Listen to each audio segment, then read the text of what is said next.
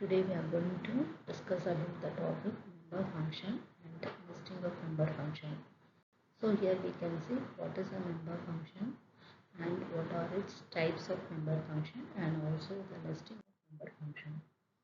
So first we can see what is a member function. In a class, class consists of many data members and the member functions. So all member variables are used in the programs. We have to declare what are all variables and what are all functions we are going to use in the programs. So those functions are known as a member function. Member function can be declared inside the class and outside the class. So in a class, number of functions can be there. Those functions are known as the member function. So let us see the definition. The functions declared inside the class are known as member function and works on the data members of the class.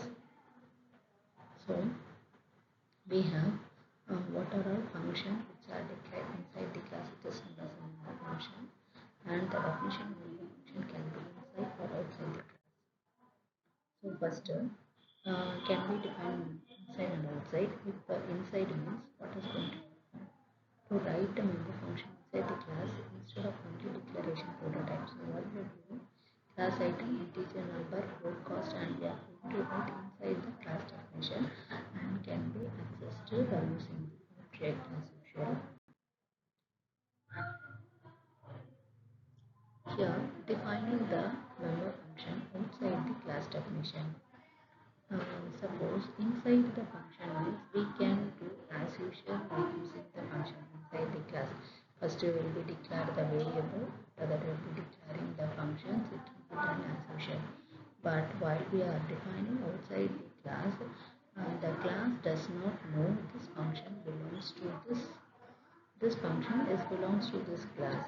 We can create many number of classes, many number of data member variables and many member function, but we have to mention which member function belongs to the class.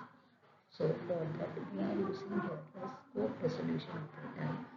This scope resolution operator tells the compiler that this member function belongs to this class. So to represent which class, which member function, this scope resolution operator is used. So you can see about the definition. To define member function outside the class, if we are going to define outside the class, function declaration to be done inside the class. We are going to declare the function only inside. While defining member function outside the class, include class name and scope resolution operator between return type and function name. So this will be the syntax of the outside the class. Return type, class name, return type, whatever return type you can give here, and class name, which class name, to which class this member function is going to belong. We have to mention that class name. Then scope resolution operator, the other function name or function name we are using as a member function, and a parameter list function body. So this class name indicates to this class this member function belongs to. And in the diagram, syntax for outside class definition, same things. Same thing indicated. So this will be the scope resolution operator and function resolution. After this simple example. So this example, header file namespace class student. We are declaring the data members or variables inside the private. So two variables we are going to declare ID and character name. Then in public we are writing the functions void get data, void display. We are writing set of statements inside the void display.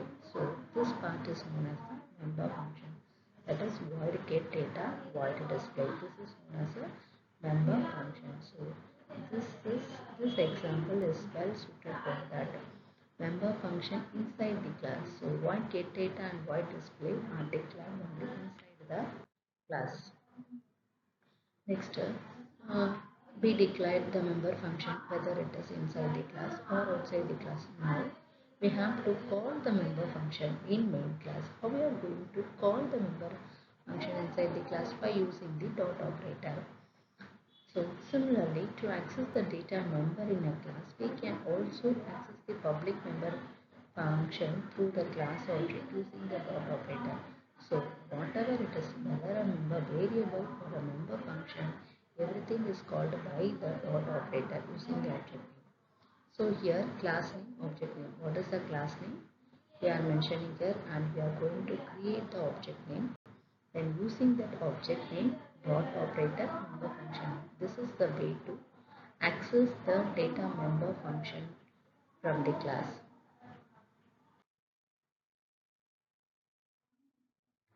Then nesting of member function. What is the nesting of member function? We have said many conditional loop if statements and looping statements. We have nesting of methods. Whatever we can nesting of methods. So here we can nesting the member function also. That what will be in one member function, another member function will be declared. That is of nesting. We are nesting the methods, functions, condition statements, looping statement, for loop statement, everything we are having nesting. Here we are nesting the member function. So a member function called into another member function is referred to as a nesting function. You can see one example here. Class enter float basic public void display. So this void display, what is going to do? See out basic. It is going to display that. Again void take data. So here we have two member function. Void display, void take data. This is known generally. So in that we are going to take the value of C in basic, that is display. After that again we are going to call display here. This display is what first function. In first member function void display is there. So we are calling this display function inside the take data function. Take data function. So a member function a class can be called by another member function of the same class. So take data is called a display function. So in main function we can call only one function. If we call take data, both will be displayed. C basic also will be displayed here itself. So no need to call, no need to access the member function using the object void display and void take data.